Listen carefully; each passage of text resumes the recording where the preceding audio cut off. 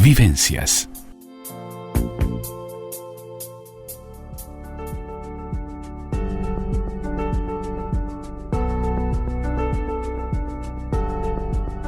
Vida Sana, la columna del doctor Ricardo Velasco en Vivencias.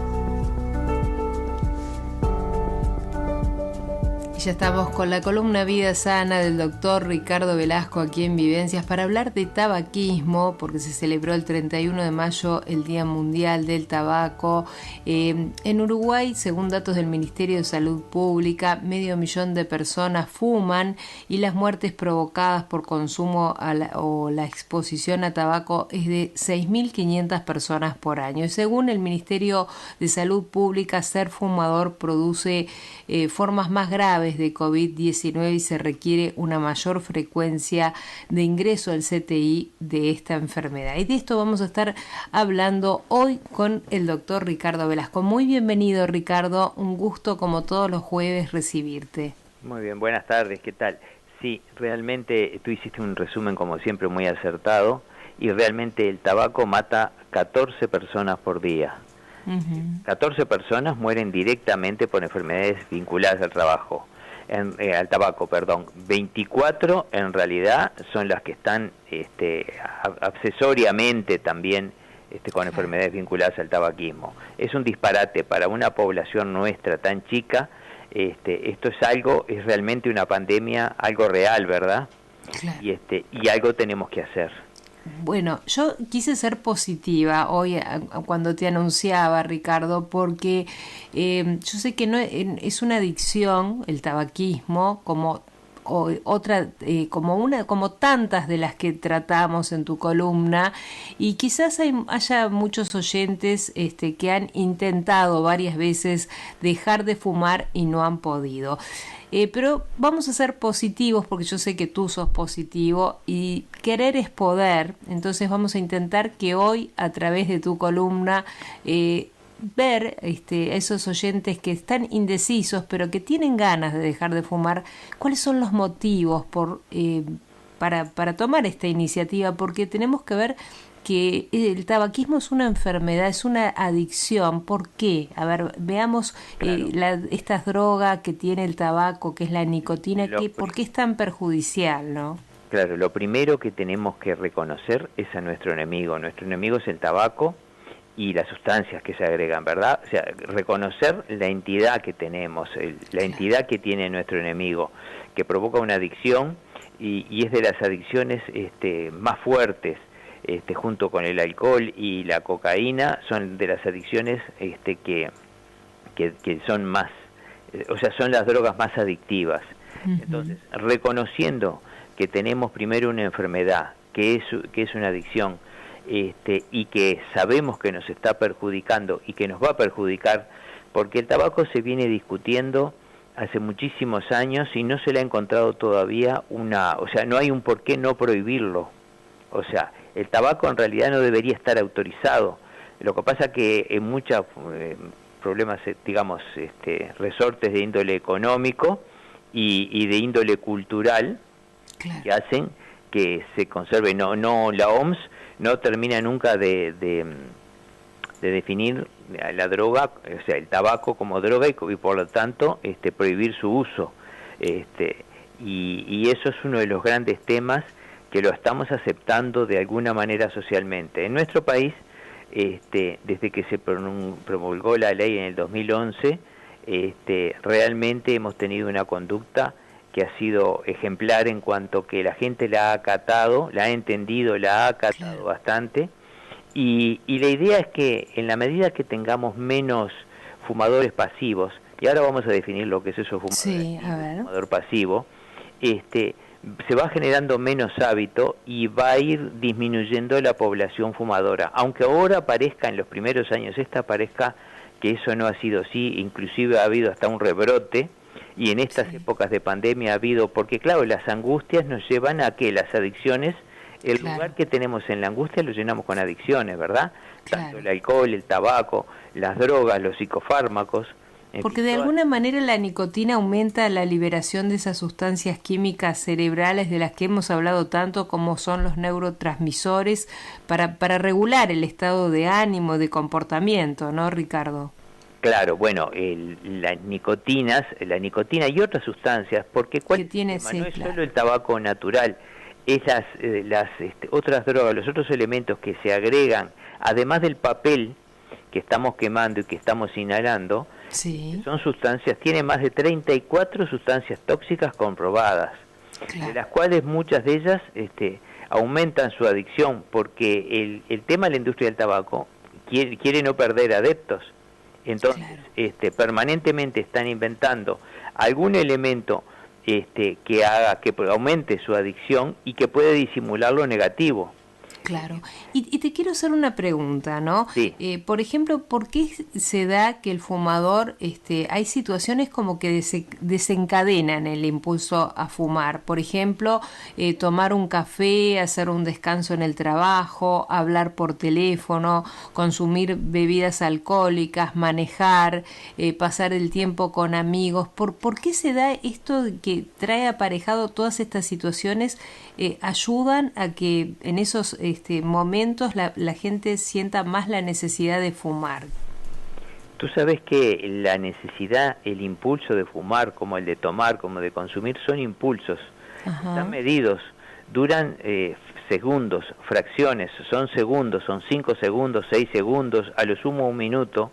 Es decir, cuando yo estoy por prender ese cigarrillo, lo estoy asociando culturalmente a ese tipo de cosas.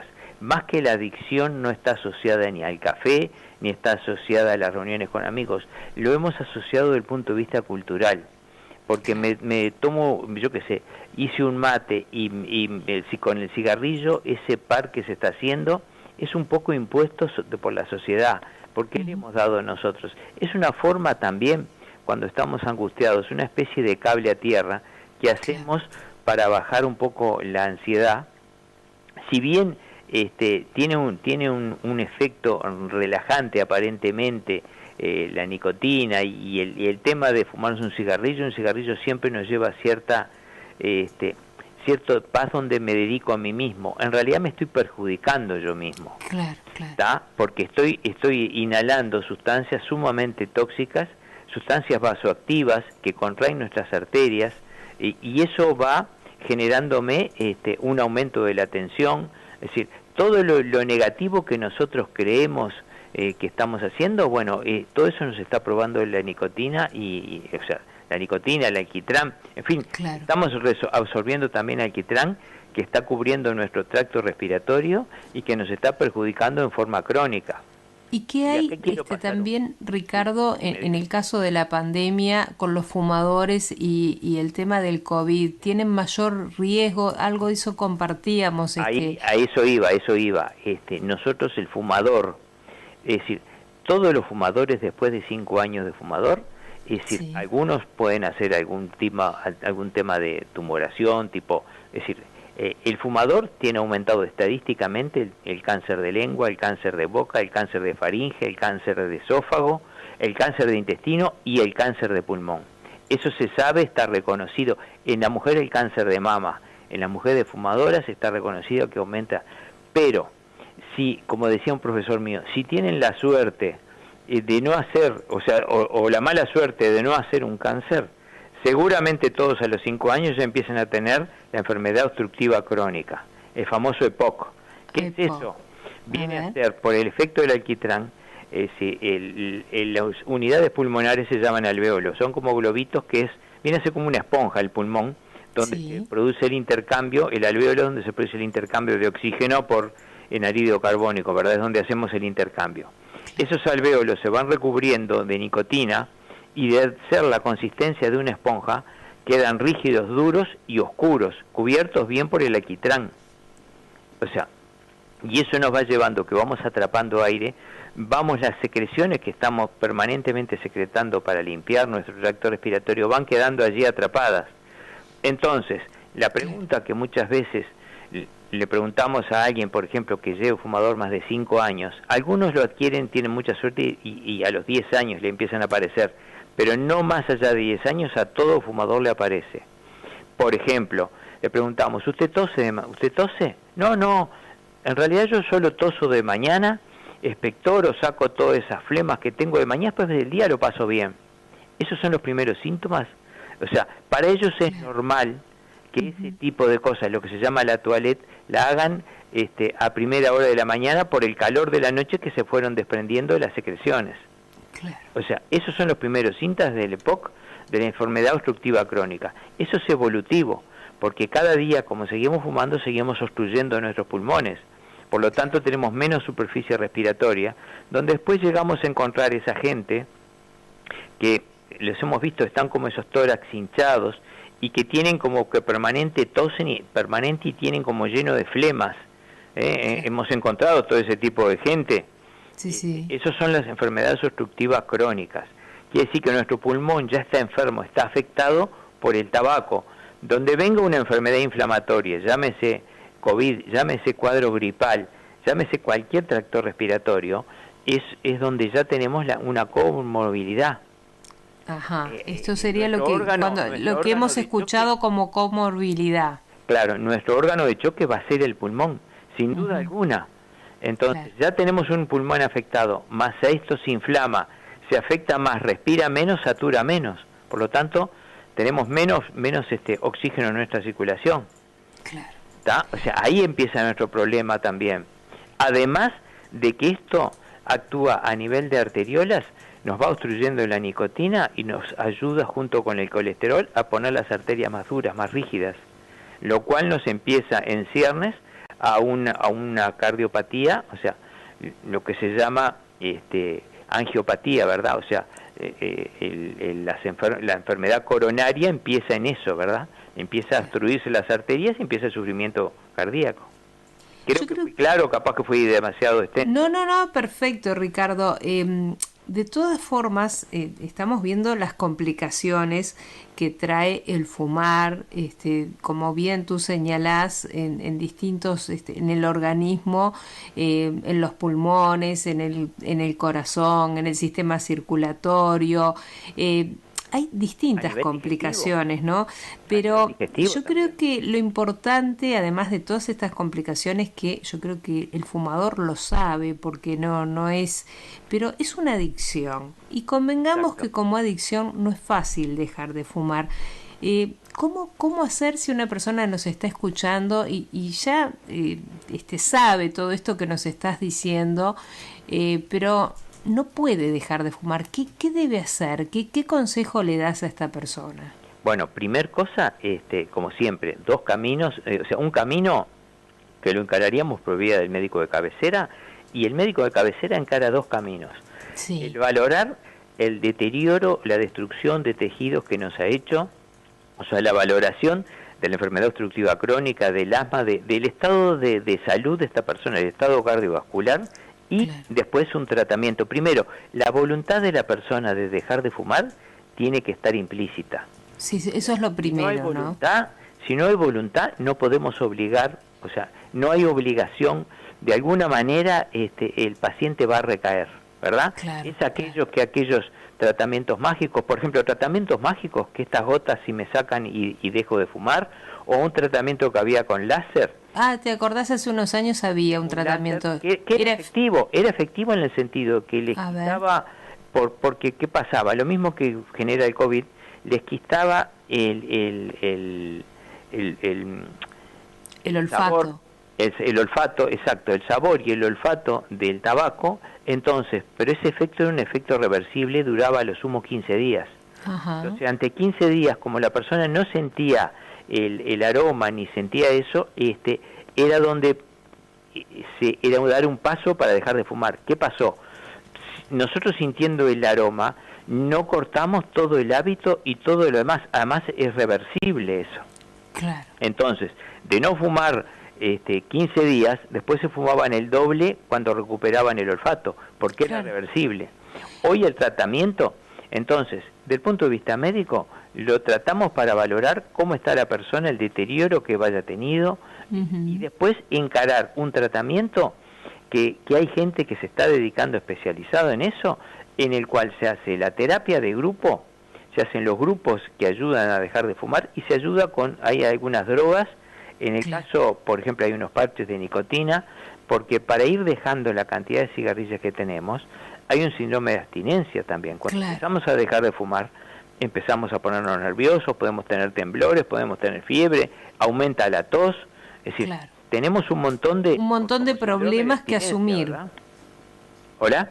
Sí, te decía Ricardo que hay un montón de problemas de la abstinencia que van a ir surgiendo y que hay que ir asumiendo. Claro. Pero es importante dar esta mirada positiva, porque me parece que hay gente que, como bien decís, quizás lo intentó una vez, pero no fue muy convencido la primera vez o recayó, como puede pasar en tantas adicciones, pero hoy está con la firme convicción de quererlo hacer. Entonces digo, creo que hay que alentar al que quiere dejar de fumar de alguna forma, porque también habrá pasado el tiempo, empezará a ver sus beneficios por haber dejado de fumar, supongo. También eso.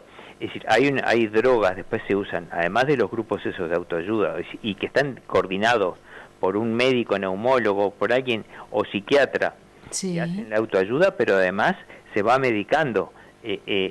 Los parches o los chicles de nicotina es una de las tantas cosas. Hay otras drogas que nos ayudan a bajar la ansiedad y a manejarnos el síndrome de abstinencia. Claro. Obviamente, sabemos y tenemos que tener, porque ¿en qué consiste la psicoterapia? La terapia más que nada en esto es reconocer que tengo una enfermedad crónica y que puedo recaer, tengo que ponerme metas muy cortas.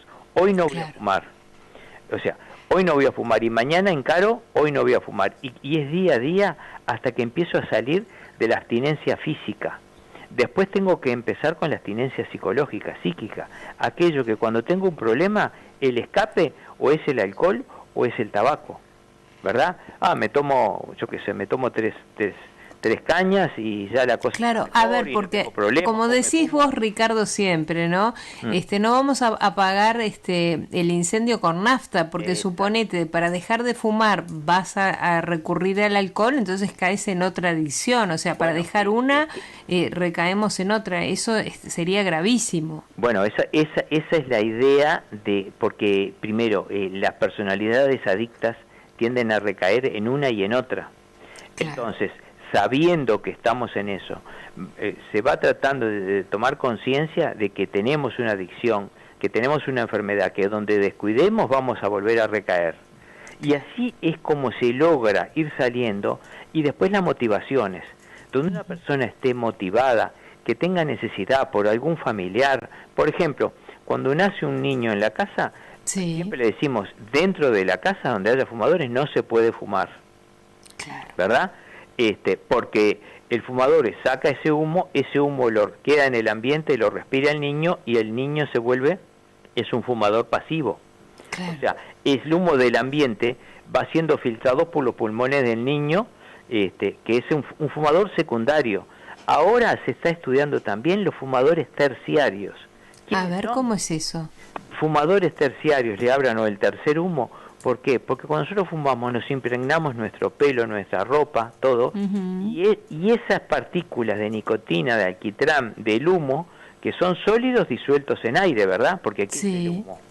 Eso queda impregnado en el ambiente y puede permanecer hasta 24 horas. Entonces, cuando nosotros, por ejemplo, no estamos fumando, pero levantamos un bebé, el bebé y lo tenemos junto a nosotros, él está inhalando lo que nosotros empezamos a alargar de nuestra ropas, ¿verdad? Y de nuestro ambiente. Claro. Ese pasa a ser, o sea, ni siquiera es el humo porque no se fumó ahí adentro, pero yo traigo en mi ropa impregnado, en mi pelo, en mi piel, en fin, en todos los elementos. Impregnado, las partículas de nicotina. Las partículas, y no es despreciable los efectos negativos que tienen también. Se ha estudiado bastante en el terciario porque es el más inocente, porque es de alguna manera el que tiene los efectos sin ningún beneficio, ¿verdad? Claro. Se ha encontrado, por ejemplo, en el caso del embarazo, y déjame pasar este aviso, las madres fumadoras tienen aumento de prematurez y tienen además un bajo peso de los niños, tienen un 10% menos de peso al nacer, por lo menos un 10%, además de tener riesgo de esterilidad, ¿no? Claro. O sea, Eso. vemos que realmente eso, el que empieza a fumar, lo que pasa es que el tema de comenzar a fumar, a veces recordemos y hagamos un camino hacia atrás cuando se empieza a fumar, y se empieza como un juego, siendo chiquilín, siendo jovencito, y después uno agarra el vicio. Entonces digo, hay que tener muy en cuenta también para educar a nuestros hijos, a nuestros, a los más jóvenes. Creo que en ese sentido, a partir de las normas y de todo lo que está vigente desde hace unos años, es positivo para el tema de la educación también, ¿no? Claro, es decir, vamos a entendernos, nuestra función de la columna es informar, capaz que uno lo dice con más énfasis, pero de ninguna manera está en censurar, está en tener una libertad responsable, que la gente esté informado, que sepa cuando empieza, inclusive cuando un hijo adolescente, porque es en la adolescencia que se comienza, cuando empiece, sentarse y explicarle y tratar de intelectualizar esto, de que quiero salud y que me estoy ya jugando para adelante. Entonces, de ninguna manera reprimir, de ninguna manera perder el contacto con el médico tratante, que es el primero que debe estar para que nos ayude a salir. Saber que entramos como cosa secundaria, como juego, porque todo nos ha pasado, en algún momento a todos nos ha pasado. Entonces, saber que nos pasó eso, saber cómo se sale y si tenemos voluntad de salir. Hay pacientes, hay gente que realmente son alérgicos, son asmáticos, y realmente su patología les hace que les es imposible, aunque tengan la adicción por lo menos del tabaco, no la pueden de ninguna manera tener, porque obviamente su tracto respiratorio no se los tolera. En ese sentido son afortunados, porque los broncoespasmos realmente la pasan muy mal. Y la pasan muy mal. Ahora el COVID, las medidas anti-COVID que estamos usando, de tapaboca, de ventilación, de higiene ambiental, de profilaxis, que estamos cuidándonos todos un poco más en la parte respiratoria, nos está llevando, está bien, por el lado de angustias, del encierro, pero nos estamos haciendo una profilaxis en cuanto al tracto respiratorio. En realidad, en ese sentido es positivo. Por otro lado, ahora ya se empezó la vacunación de la gripe. Las profilaxis de los cuadros respiratorios intercurrentes son importantes porque son lo que se nos complica el tabaquismo.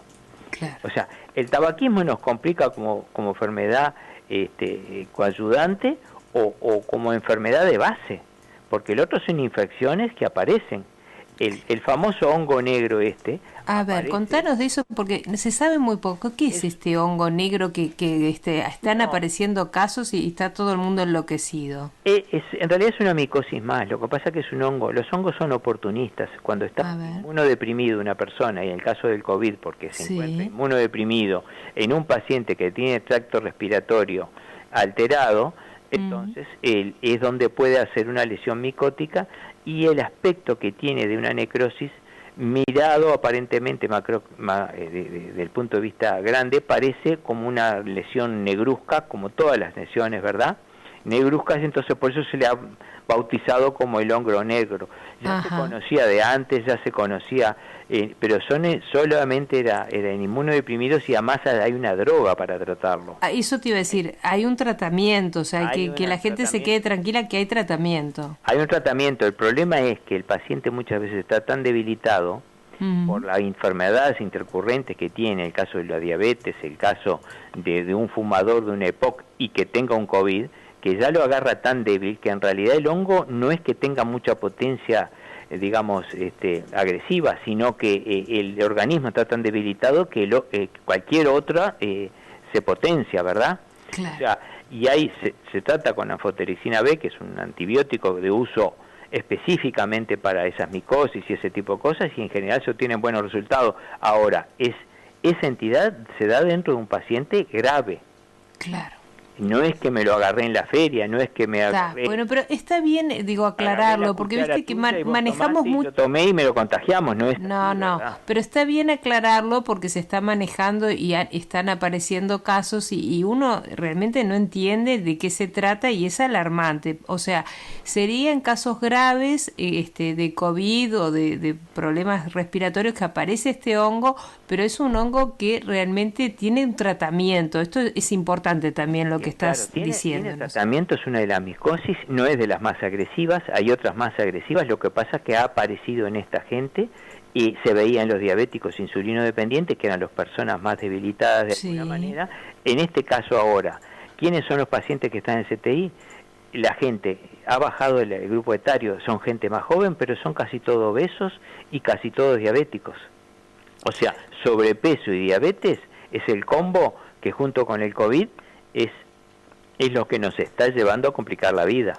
Ricardo, estamos en el último minuto y te dejo para que tú cierres la columna de hoy de tabaquismo. Bueno, simplemente el mensaje es tratemos, si tenemos algún fumador, de asesorarlo, bueno, tratemos de no iniciar el tabaco, ¿verdad? Y si fumamos, tratemos de fumar lo menos posible. Traten de no fumar adentro y siempre hay un tratamiento. Si hay voluntad, hay caminos de salida. No es un problema, el problema económico tampoco lo es, porque hay tratamientos que hace el Fondo Nacional que son gratuitos y están al alcance de toda la población. Por supuesto que además estamos nosotros a su entera disposición para evacuar las dudas que necesiten. Mira, hablando de esto del Fondo Nacional, si querés nos vamos con este teléfono para que consulten del Fondo Nacional de Recursos para el Tratamiento del Tabaquismo, 2901 4091, interno 133, porque ahí también pueden consultar. Pueden consultar y les dan el tratamiento, las drogas, todo a disposición, no importa si tienen mutualista, no importa de dónde sea. Es importantísimo. Ricardo, un placer como todos los jueves. Nos reencontramos el próximo jueves. Muchísimas gracias. Vivencias.